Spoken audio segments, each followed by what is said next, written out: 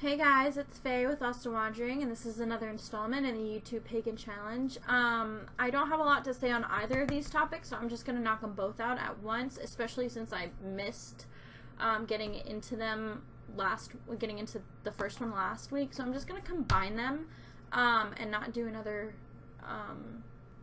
installment into the week after next.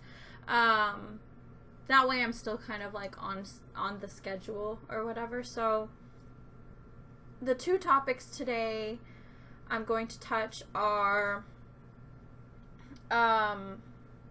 what's your take on the Wheel of the Year, and what does this time of year mean to you?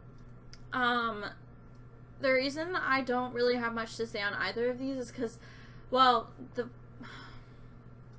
reason I don't have much to say on the first one is just because, like, I haven't delved too deeply into that.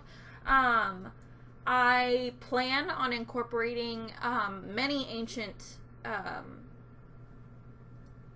holidays in my practice, so my Wheel of the Year is going to be extremely different than it is now, but that's a lot of research and stuff, like, so I don't really, like, I know that I really want to incorporate mostly my my ancestry, and in order to do that I need to kind of dig a little deeper into, like, well, the thing is, like, Romanis don't really have holidays. They just,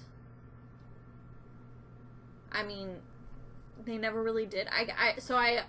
My holidays there are mostly going to be drawn from India because that's where they're originally from. So any holidays that they had were probably very much related to that. And Sumerian, ancient Sumerian, because I was from that area, or my DNA came back that I was like 10 to 12% from that area, but also Greek and stuff like that. So I'm going to incorporate a lot of different holidays in. I just haven't done the research yet to begin to do that. So my take on the Wheel of the Year is much like every other pagan just starting out, and even though, like, I've been practicing for the last 6 years, I still very much consider myself a beginner. I mean, I know a lot about certain things, the things that, like, sparked my interest, you know, but the Wheel of the Year wasn't really one of them. It wasn't really my intention to, like, be able to go out and dance under the full moon for every holiday or whatever. So yeah, my take on the Wheel of the Year is very much with the Celtic wheel right now.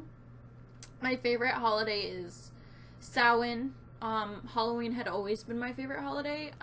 The only reason that I never said that it was my favorite holiday to other people was just because Christmas, you get fucking presents, but Halloween was always, like, my time of year, and I think it has a lot to do with the fact that I was born in October, so I have a feeling that has a lot to do with it. My birthday is so close to it, so I get presents in that month anyways. Halloween is just an excuse to run around and pretend to be somebody that you're not. And I was always a witch, so I guess I wasn't really pretending to be something that I wasn't. I was pretending to be something that I was going to become, I guess. But, yes, and I always loved the cool, cute little Halloween shows that came on, and I just loved everything about the holiday in general. I loved to be scared, and I loved, I got, like, super into, like, scariest places on earth and ghost stories and stuff at a pretty young age, so Halloween is definitely my favorite. But yeah, other than that, I don't really have much of a take on the Wheel of the Year. I didn't, I thought it was cool that, like, most pagan holidays align with Christian holidays. The mainstream holidays, for those of you who aren't Christian but still celebrate some of these holidays. I mean, I just thought it was cool, but it wasn't really, like, majorly important.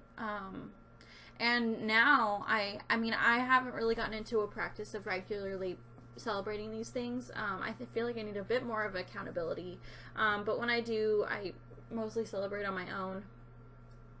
But, yeah, that's kind of where I'm at right now, as far as that goes. What this time of year means to me, I assume it would have meant, what spring means to you, because originally this was supposed to be like a year thing. But I'm in the middle of summer, so I'm going to talk about summer.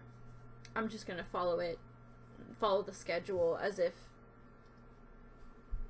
it started when I started. But yeah, I guess, like, summer has always kind of been one of my favorite times of year. I love the feeling of freedom and newness, because I think to me summer represents newness. I know most people say spring represents newness, but to me summer is like this feeling of newness and freedom and, I mean, I say freedom a lot, but that's really what it is to me. It's a time to learn new things to me. It's, because I have the time now, or I did, but,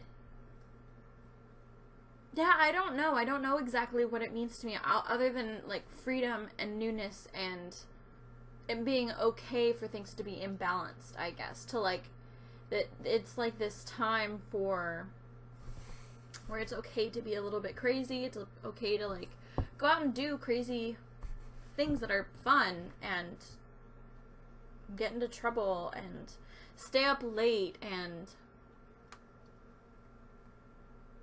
you get to finally learn what you want to learn, not just what the school tells you to learn. I mean, I know I've not been in school for at least 3 years, but it still represents that to me. That's a theme that's kind of stuck with me. So, yeah, I guess that's really what it has to do with. Like, I'm very intellectually driven. I'm very research driven. That's how I express my spirituality in most situations. It's just learning as much about it and putting those things into practice as I can.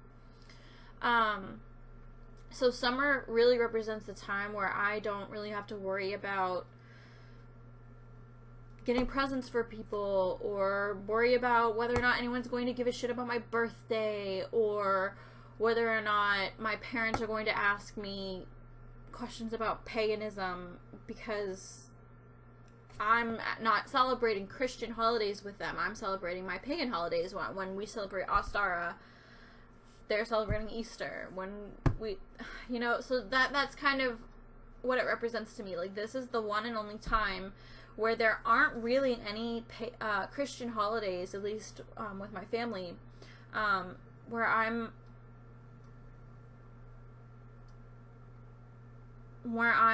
expected to appear and pretend, so I can practice my spirituality on my own, and I don't have to answer any questions or put myself in a uncomfortable situation or pretend that I'm doing something that I'm actually not doing, just for the sake of everyone else's comfort level, you know? So that's kind of what this time of year means to me. I hope that answers all of that question. I just hope that answers the question. I'll see you in a couple of weeks. But I do have, sorry. I'll see you in a couple of weeks, but with like a new YouTube pagan topic. But I do have a bunch of like strange and unusual stories coming out. It's like I'm kind of doing a little bit of a series. You guys let me know if you like them. Mostly they're not really supernatural. They're just, like, most of them aren't. Most of them are like just really weird instances that have taken place, and they can't really be explained naturally or supernaturally, most of them. But let me know if you like them. I'm just gonna release one every week. I'm uploading all of them right now.